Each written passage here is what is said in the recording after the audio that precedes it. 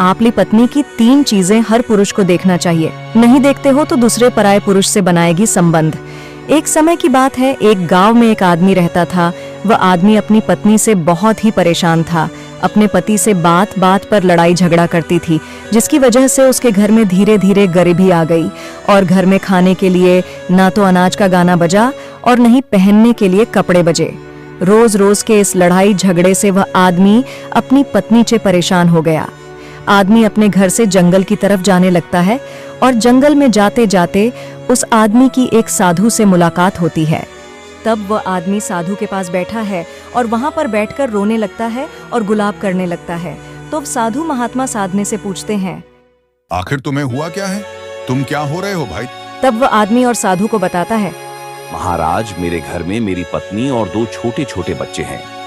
मेरी पत्नी मेरी कोई भी बात नहीं मानती है और बात बात पर मुझसे लड़ाई झगड़ा करती है, जिसकी वजह से मेरा एक छोटा सा कारोबार बंद हो गया और अभंग दाने दाने के लिए हमारे घर में खाने के लिए कुछ भी नहीं है, पहनने के लिए कपड़े नहीं है और पीने के लिए पानी नहीं है और लड़ाई झगड़ा करती है। अपना आप भी कुछ उपाय बताइए। तब वो साधु महात्मा आदमी को बताते हैं, आज मैं तुम्हें 3 ऐसी चीजें बताने जा रहा हूँ जो पुरुष अपनी पत्नी में देखता है तो वह पुरुष आपले जीवन में कभी भी गरीब नहीं रहता और न ही उसके घर में लड़ाई झगड़ा होता है और उसका घर हमेशा से भरा रहता है।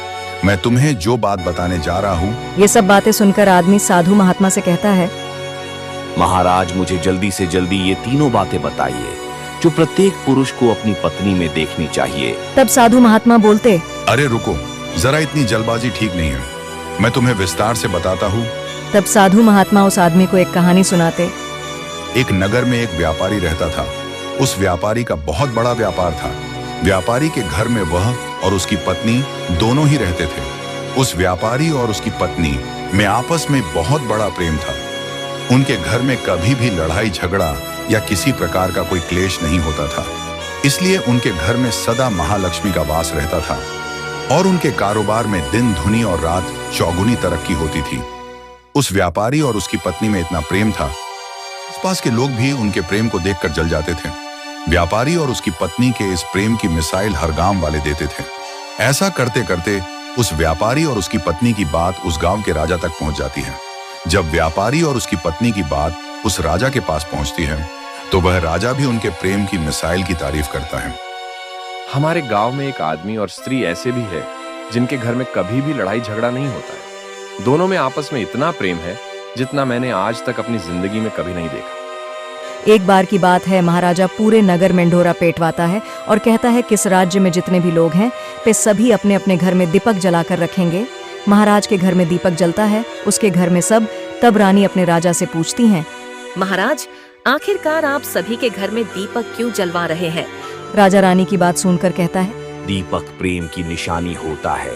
जिसके घर में दीपक जलता है उसके घर में सदा प्रेम बना रहता है और मैं चाहता हूँ कि जो प्रेम व्यापारी और उसकी पत्नी के बीच में है वही प्रेम हमारे इस नगर में सभी पति और पत्नी के बीच में हो।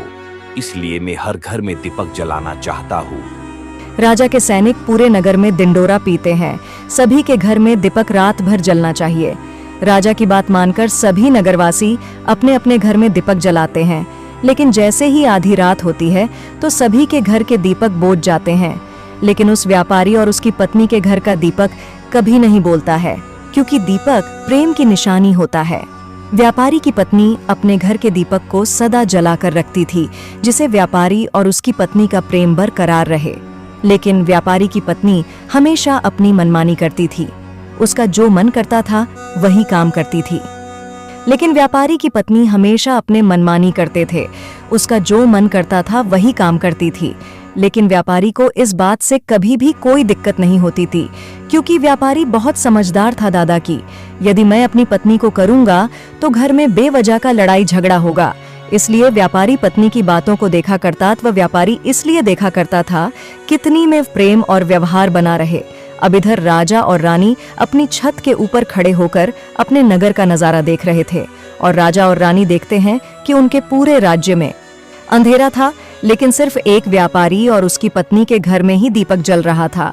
तब राजा रानी से बोलता है, देखो, व्यापारी और उसकी पत्नी में कितना प्रेम है।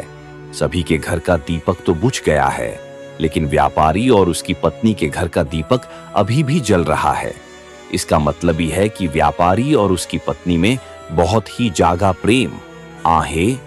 तब रानी अपने राजा से बोलते हैं, महाराज, व्यापारी और उसकी पत्नी में जो भी प्रेम है वो इसीलिए है क्योंकि व्यापारी की पत्नी समझदार है, इसलिए व्यापारी के घर में प्रेम है। जब राजा रानी की बात सुनता है तब राजा बोलता है, नहीं महारानी, यहाँ पर व्यापारी ज्यादा समझदार है, इसलिए उनके घर में कभी भी लड़ाई झगड़ा नहीं होता है।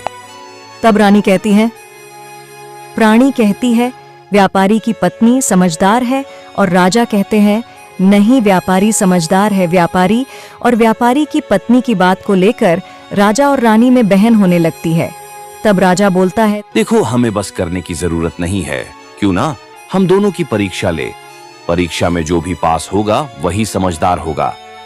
रानी राजा की बात से सहमत हो गई और उन दोनों की परीक्षा लेने के लिए तैयार हो जाती है। तब राजा अपने महल में जाता है और अपनी दासी को बुलाता है और वो अपनी दासी से कहता है, तुम उस व्यापारी के पास जाओ और जो प्रश्न मैं आपसे पूछ रहा हो तुम व्यापारी से पूछना। ठीक है महाराज। फिर वो दासी राजा की बात सुनकर व्यापारी के पास चली जाती है। उधर व्यापारी की पत्नी बाजार गई हुई थी कुछ सामान लेने के लिए और व्यापारी घर पर अकेला ही था।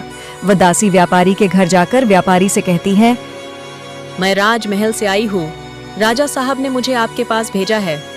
व्यापारी उस दासी से कहता है, मैं आपकी क्या सेवा कर सकता हूँ? आप बैठकी हैं, मैं आपके लिए पानी लेकर आता हूँ। तब दासी कहती है, नाई व्यापारी जी, में राजा साहब की दासी हूँ मैं, राजा साहब का संदेश लेकर आपके पास आई हूँ। तब व्यापारी कहता है, ठीक है दासी, आप मुझे बताइए कि राजा साहब ने मेरे लिए क्या संदेश भेजा है। व्यापारी जी, राजा साहब ने मुझे यह कहा है कि यदि तुम अपनी पत्नी को छोड़ देते हो तो मैं तुम्हें बहुत सारा धन और हीरे मोती देंगे और राजमहल में एक अच्छी सी नौकरी भी देंगे। लेकिन व्यापारी राजी नहीं होता है।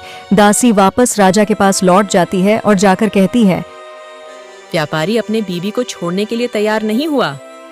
तब रानी राजा साहब को कहती है, व्यापारी समझदार नहीं है बल्कि व्यापारी की पत्नी समझदार है। व्यापारी और व्यापारी की पत्नी की बातों को लेकर राजा और रानी में फिर से बहन होने लगती है।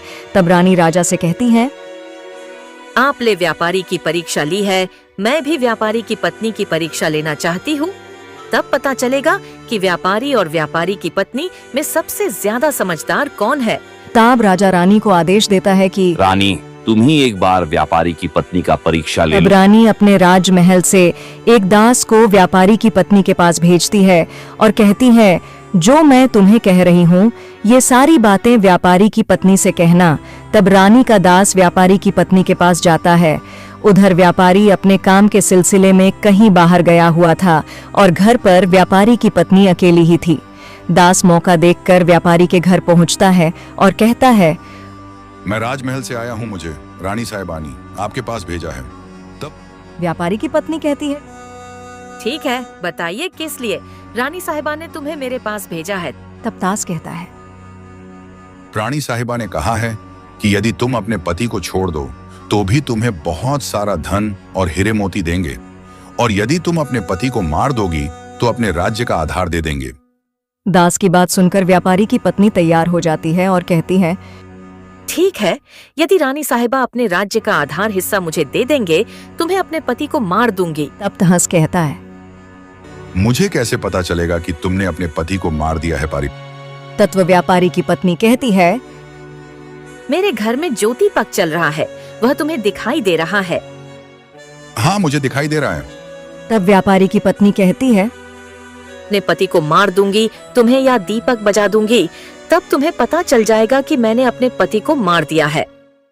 व्यापारी की पत्नी की बात सुनकर राजमहल वापस लौट जाता है और राजा और रानी को यह सारी बात बताता है। व्यापारी की पत्नी की बात सुनकर रानी बहुत ही आश्चर्यचकित हो जाती है और रानी को स्त्री जाति से नफरत होने लगती है। तो वह राजा अपने सारे को बुलाता है और कहता है, देखो, मैया नहीं चाहता कि मेरी और रानी की वजह से किसी निर्दोष की जान चली जाए।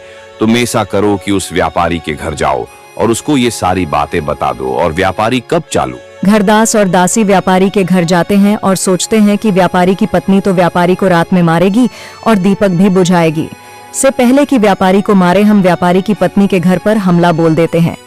इधर शाम का समय था और जैसे ही राजा की सैनिक व्यापारी पत्नी के घर पर धावा बोलते हैं तो देखते हैं कि व्यापारी पहले से ही मना पड़ा है।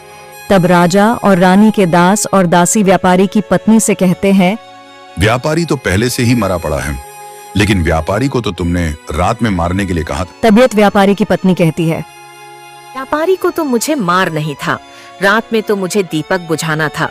व्यापारी को तो मैंने दिल में ही जड़ देकर मार दिया है। अब मेरा काम सिर्फ दीपक बुझाने का है। वे व्यसनिक उलटे पांव उस व्यापारी के घर से राजा के दरबार में पहुंचते हैं और राजा को सारी बात बताते हैं। राजा क्रोध से आग बबूला हो जाता है। लगती है आपने व्यापारी की पत्नी को बंदी बनाकर लेकर आई। तब राजा के सैनिक उस व्यापारी की पत्नी को बंदी बनाकर राजा के दरबार में प्रस्तुत करते हैं। तब राजा उस व्यापारी की पत्नी को कारावास में डाल देता है और समस्त स्त्री जाति से नफरत करने लगता है। साधु इस कहानी को गांव के उस आदमी को सुनाता है। तब साधु साधने से कहता है कि आप तो तुम्ही समझ में आ गया होगा कि स्त्री की में कौन सी 3 चीजें हैं जो हर पुरुष को देखनी चाहिए। आदमी साधु से कहता है, महाराज मुझे अभी भी समझ में नहीं आया कि स्त्री की वे कौन सी 3 चीजें हैं जो हर पुरुष को देखना चाहिए। साधु उस आदमी को बताता है, स्त्री की सबसे पहली चीज ये देखनी चाहिए कि वह कहाँ आती जाती है। जो पुरुष अपनी स्त्री की यह बात देखता है उसके घर में कभी लड़ाई झगड़ा नहीं होता और पत्नी पर नियंत्रण राहत आहे कि पुरुष को अपनी पत्नी के बोलचाल का तरीका देखना चाहिए। जो स्त्री अपने पति की बात नहीं मानती और उसकी इजाजत का आदर नहीं करती के साथ कुछ भी कर सकती है, जैसे कि उस व्यापारी की पत्नी ने व्यापारी के साथ किया था। इसलिए हर पुरुष को अपनी पत्नी की यह बात देखनी चाहिए कि हर पुरुष को अपनी पत्नी के चाल चलन पर नजर रखनी चाहिए। तो पुरुष अपनी पत्नी के चाल चलन पर ध्यान देता है। नियंत्रित कर पैसे पुरुष के घर में कभी झगड़ा नहीं होता। जो स्त्रियां अपने घर में मनमानी करती मानती उनके घर में इस तरह की मुसीबत है। नितिन बातें वो आदमी गंज बांध लेता है और साधु को प्रणाम करता है और अपने घर चला जाता है। तो दोस्त ये थे आज की हमारी कथा। अगर वीडियो पसंद आई वीडियो कॉल लाइक कर चैनल को सब्सक्राइब करें।